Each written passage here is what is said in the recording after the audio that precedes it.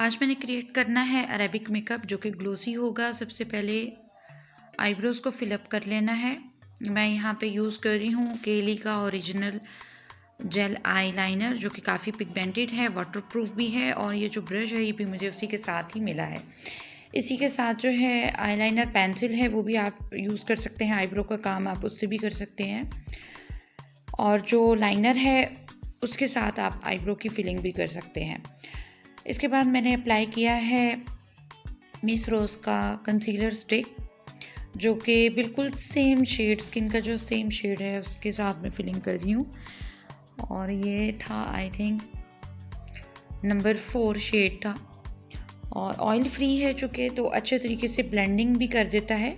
और उसके बाद फिंगर के साथ मैंने आज इसको सेटल किया है क्योंकि ब्यूटी ब्लेंडर के साथ फिक्स करने की इसको ज़रूरत नहीं पड़ी। एटीट्यूड का जो पेन केक है उसके साथ मैं इसकी फिक्सिंग कर लूँगी ताकि हल्का फुल्का जो मेरी स्किन ऑयल छोड़े वो इसको अब्जॉर्ब कर ले।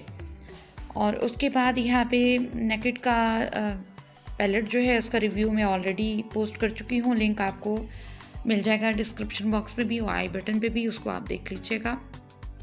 मैं यहाँ पे उसी से ब्राउन शेड एक ले रही हूँ, light brown shade, chocolate brown shade है ये, जिसकी क्रीज एरिया के ऊपर यानी सॉकेट एरिया के ऊपर हमने ब्लेंडिंग करनी है अच्छे तरीके से।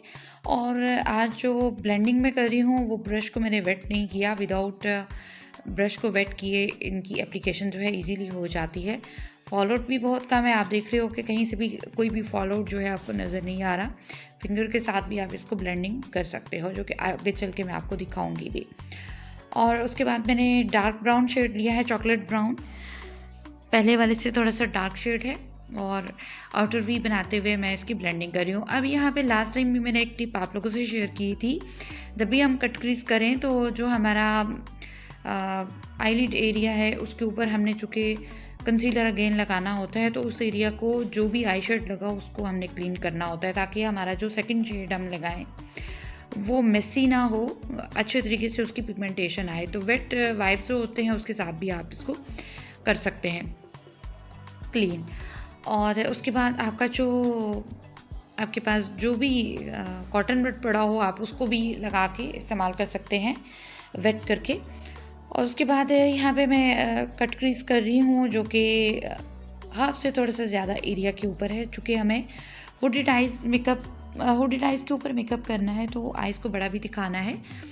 तो इस तरीके से जो है हमने कट क्रीज कर लिया। उसके बाद जो गोल्डन शेड है ये मैंने नेकेड के 5 पैलेट से ही लिया है, काफ़ी पिगमेंटेड है, हल्का सा टच करते साथ ही आपकी फिंगर के ऊपर इसकी पिगमेंटेशन आ जाएगी। आपको फील भी हो रहा होगा कि कितनी इजीली ये ब्लेंड भी हो रहे हैं और बहुत ही कम शेड लग के काफ़ी पिगमेंटेड भी नज़र आ रहा है।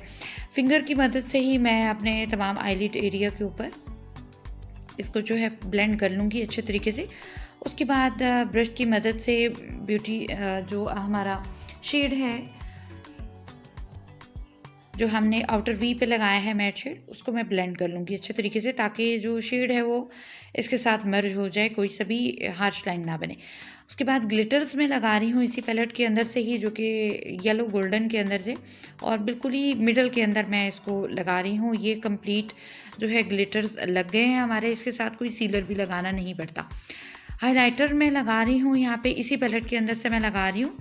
और ये जो लैशेस के साथ अंडर आई एरिया पे मैं शेड लगा रही हूँ, ये भी इसी पैलेट के अंदर से मैं लगा रही हूँ। गोल्डन शेड जो ऑलरेडी मैंने आपको पहले भी बताया है कि उसकी एप्लीकेशन मैंने की है। केली का लाइनर जो है जेल वो उसको हमने लगाना है, विंग क्रिएट करना है इसी के साथ। और जो अरेबिक मेकअप होता है उसमें आपको पता है कि बहुत अहम किरदार होता है आईलाइनर का, बहुत ज़्यादा बोल्ड लगाया जाता है और अंडर आई भी उसको यूज़ किया जाता है। तो बहुत इजी है, आप भी इस तरीके से अगर सिर्फ आईलैश के साथ साथ आप लगाएंगे और नीचे की तरफ नहीं लेके जाएंगे तो तब भी आप अपनी हुडेड आइज़ के ऊपर जो है इस तरीके से विंग आईलाइनर जो है वो लगा सकती हैं। बहुत अच्छा पिगमेंटेड है, वाटरप्रूफ भी है। कहाँ से मैंने परचेज़ किया है लिंक आपको डिस्क्रिप्शन बॉक्स में मिल जाएगा। इनर वी बनाते हुए मैं इस लाइनर को साथ ही जो है वो जोड़ लूँगी और आइज़ के अंदर आपका लाइनर जो है वो नहीं जाना चाहिए, वरना आइज़ के अंदर भी जो है हमारा प्रॉपर ब्लैक जो है वो क्रिएट हो जाएगा। तो यहाँ पे मैंने कोशिश यही की है कि आपको पहले ये समझा लूँ कि एकदम से अगर आप आइज़ के अंदर लगा देते हैं लाइनर, तो फिर आपका पता नहीं चलता कि कहाँ पे किस तरीके से आपने लगाना है। तो हमेशा जो लाइनर है उसको अगर बाद में ही आइज़ के अंदर लगाएं तो ज़्यादा बेटर है। तो वेट ब्रश के साथ मैंने यहाँ पे हाइलाइटर भी लगा लिया है और एक ब्राउन शेड के साथ मैंने जो लोअर लैश लाइन है उसके साथ मैंने मर्ज कर लिया था लाइनर को। उसके बाद कंप्लीट लुक आपको नज़र आ रही है। लैशेस को मैं हमेशा इसी तरीके से यूज़ करती हूँ कि लैशेस के साथ ही मैं ग्लू लगा लेती हूँ और मिडल से पकड़ के अपने आई लैश के मिडल में लगा देती हूँ, तो लैश जो है वो अच्छे तरीके से पैच हो जाती है।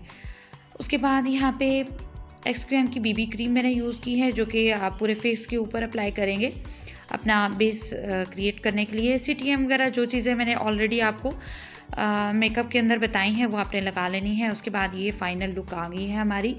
होपफुली कि आपको समझ आ गई होगी जितने भी बिगिनर्स हैं। ये फर्स्ट स्टेप था हमारा जो कि अरेबिक आइज़ की तरफ लेके जाएगा। ब्लेंडिंग आप देख लें, जो लोअर लैश लाइन के साथ है वो हमने डार्क शेड के साथ की है।